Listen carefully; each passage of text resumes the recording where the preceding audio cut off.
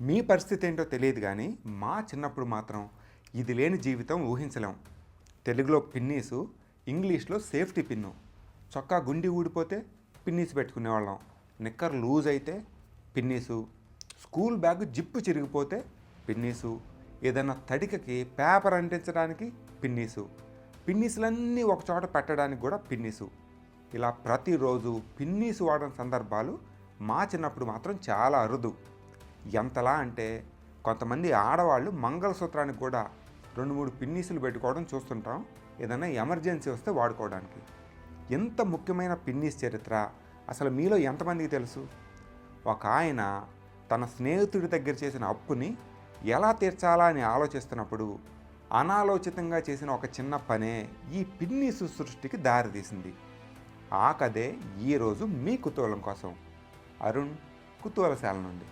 చారిత్రకంగా చూస్తే మైసీనియన్ అనే నాగరికతలో బట్టలని జత చేయడానికి ఈ పిన్నీసు లాంటి దాన్ని వాడినట్లు ఆధారాలు ఉన్నాయి.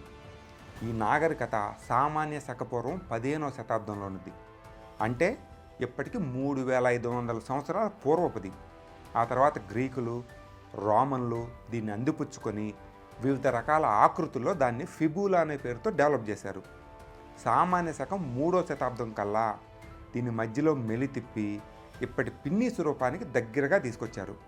చాలా వరకు వీటిని కంచుతోటి కానీ ఇనుముతోటి కానీ తయారు చేసేవాళ్ళు.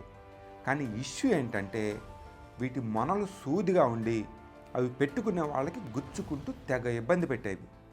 అయినా కూడా డిజైన్లో పెద్దగా మార్పులు రాలేదు, అలానే తయారు చేసేవాళ్ళు. ఇది ఎలా ఉంటే అమెరికాలో 1796లో పుట్టిన వాల్టర్ హంట్ అనే ఆయనకి చిన్నప్పటి నుంచి కొత్తవి కనిపెట్టడం అంటే సరదా. ఆయన లోవిల్ అనే ఊళ్ళో రైతుగా పనిచేస్తున్నప్పుడు అక్కడున్న మిల్లుల్లో గల యంత్రాలను ఇంప్రూవ్ చేయడానికి రకరకాల ప్రయత్నాలు చేసేవాడు. ఆ తర్వాత న్యూయార్క్కి వలస వెళ్ళి కొత్తవి కనిపెట్టి 1826 సంవత్సరంలోనే తన మొదటి పేటెంట్ని అందుకున్నాడు. రోడ్లు ఊడ్చే మిషను, కత్తికి పదును పెట్టే మిషను, వెలోసిపేడ్స్ అంటే సైకిల్ని పోలిన మిషను, ఇలాంటివి చాలా కనిపెట్టాడు. కానీ డబ్బులు మాత్రం పెద్దగా సంపాదించలేకపోయాడు. అప్పుడప్పుడు అవసరాల కోసం స్నేహితుల దగ్గర కొద్ది గొప్ప అప్పులు చేసేవాడు. ఆ విధంగా 1749లో ఒక స్నేహితుని దగ్గర $15 అప్పు తెచ్చాడు. ఈరోజు మన కరెన్సీలో చెప్పాలంటే సుమారు $1300. ఆ అప్పుని ఎలా తీర్చాలని ఆలోచిస్తూ ఒక చిన్న తీగను పట్టుకొని 2 మెలికలు తిప్పి వదిలేశాడు. ఆ తీగ వెంటనే ఓపెన్ అవడానికి ట్రై చేసింది. మళ్ళా క్లోజ్ చేస్తే మళ్ళా ఓపెన్ అయింది. అంతే, బుర్రలో లైట్ వెలిగింది. ఆ తీగ చివర సూది మనలా చేసి అది తెరుచుకోకుండా హుక్ లాంటిది పెట్టి కొన్ని ప్రోటోటైపులు తయారు చేసి అదే సంవత్సరంలో పేటెంట్కి అప్లై చేస్తే పేటెంట్ కూడా ఇచ్చారు.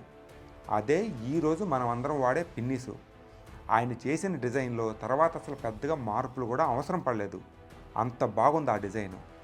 తర్వాత ఆ పేటెంట్ని $400కి WR గ్రేస్ అండ్ కంపెనీకి అమ్మేసి అప్పు తీర్చేశాడంట.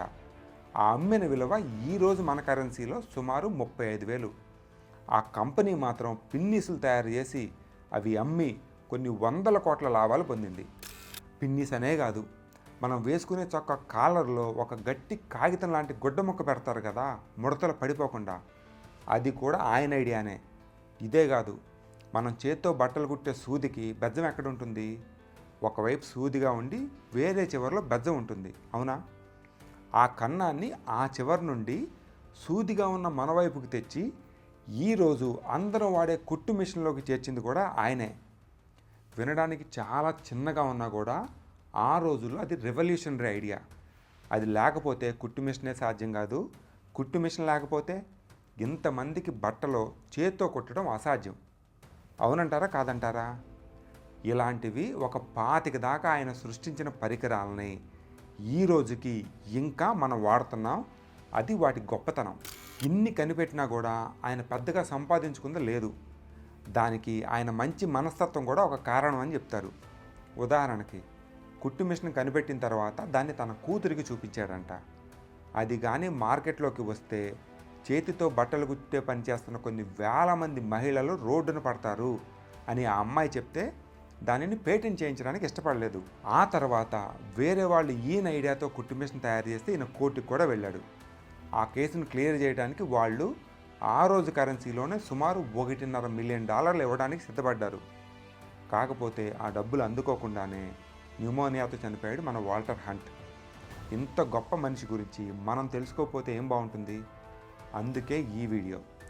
ఇంకో వీడియోతో మళ్ళీ కలుద్దాం. అరుణ్ కుతూహలశాల నుండి.